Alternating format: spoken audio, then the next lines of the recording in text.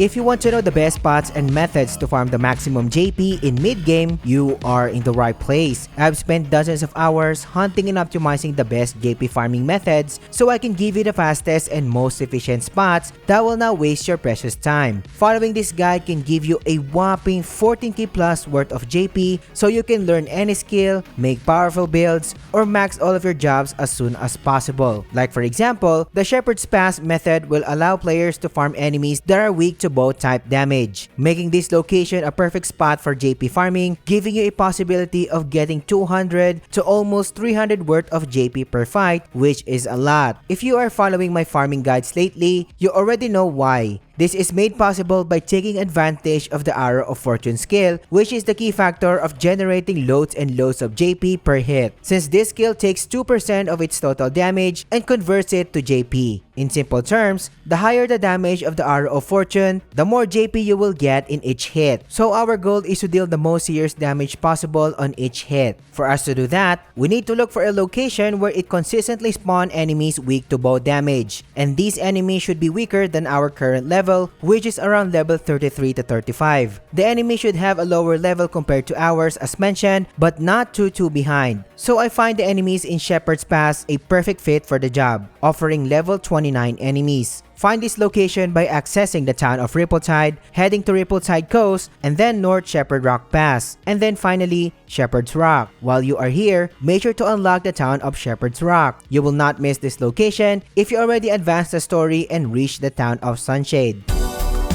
It is time to set up the farming build, and since this is already a mid-game farming spot, I'm assuming that you already unlocked the training facility building in Wishvale. This building is essential for this method to work since we need the skill mastery feature unlocked. If you haven't done so, here's a quick recap on how to unlock the building. Progress the Rekindling of Flame quest of Wishvale until the game asks you to look for a merchant Ludo in the town of Sunshade. Advancing this quest will unlock the companion Ludo while also upgrading your town level to 4 in the process, allowing you to build the training facility and unlock the skill mastery feature, where you can spend JP to master a certain skill so you can use the skill to another character. And if you are getting value so far, subscribe to the channel. Liking the video and engaging in the comments helps me more than you can imagine. The main key characters being used in this method are the protagonist with the hunter job, the merchant Tressa and Ludo, and finally Fen the hunter. So that will be 2 hunters and 2 merchants. I'm showing the actual equipment of Tressa on the screen right now. Nothing too crazy in here, and she is just wearing the gear that you can just buy in Ludo's shop in Wishvale. And her equipment doesn't matter since she will not perform any attack skills later on. But her speed stat is important, and more on this later on. The same thing applies to Ludo, and he will just be a support guy in this lineup. His actual speed stat on the other hand is the one you need to pay attention to, but I suggest getting the Alluring Ribbon accessory that increases your enemy encounter rate. And yes, this ring stacks with the Monster Magnet support skill as I have tested it. Monster Magnet with the Alluring Ribbon equipped will give you a faster encounter rate. Next is Fen, and he needs the second best axe and bow you have in your inventory, since he is the secondary damager or the JP farmer in this method.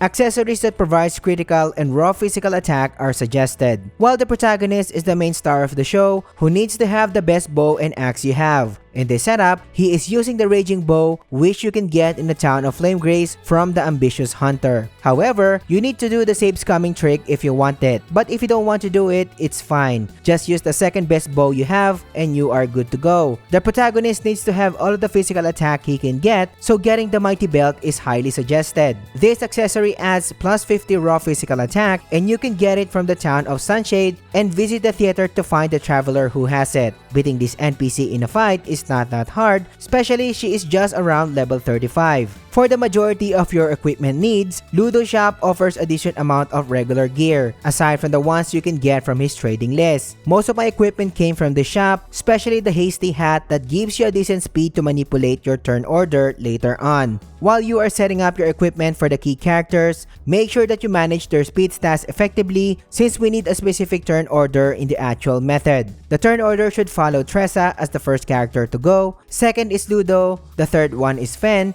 and the protagonist needs to go last.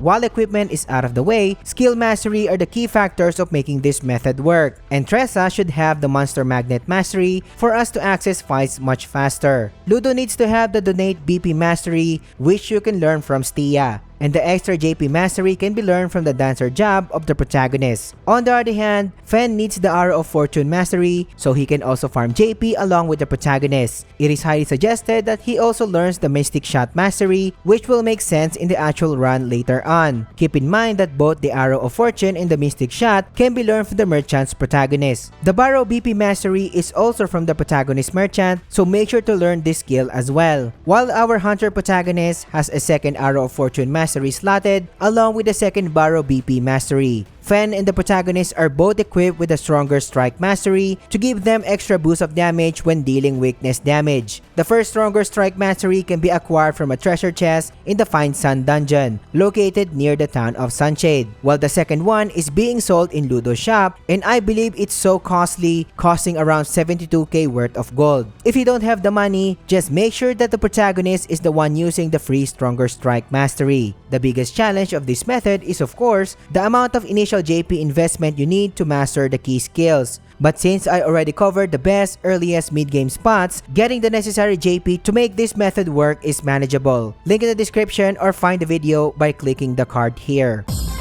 Now that the build is ready, it is time for the actual method. Start the run by hunting your first enemy in the area. Once the battle starts, cast a charge donate BP on the protagonist. Ludo will take his turn and will also cast a charge donate BP on Fen this time. Fen will take his turn and make sure to cast a fully charged Mystic Arrow Shot to sustain the party's SP. Then the protagonist will take out an enemy with a fully charged Arrow of Fortune. The second turn will start and Tressa will use a regular donate BP to the protagonist, and Ludo will do the same but cast a skill on Fen. Since both Fen and the protagonist are equipped with Barrow BP, both of them can cast a fully charged Arrows of Fortune. We are dealing with 3 enemies here, so the protagonist will end the fight with fully charged Arrows of Fortune. If we are dealing with 2 enemies, Fen is the one who will finish the fight. Just in case you are wondering, one fully charged Mystic Shot is already enough to sustain Fen's and the protagonist's SP, so you don't need to cast a second one regardless of the number of enemies spawned. With this method, encountering 3 giant falcons in this area will give you a whopping almost 300 plus worth of JP, and that is a lot. If you already mastered the method, each fight lasts less than a minute or so,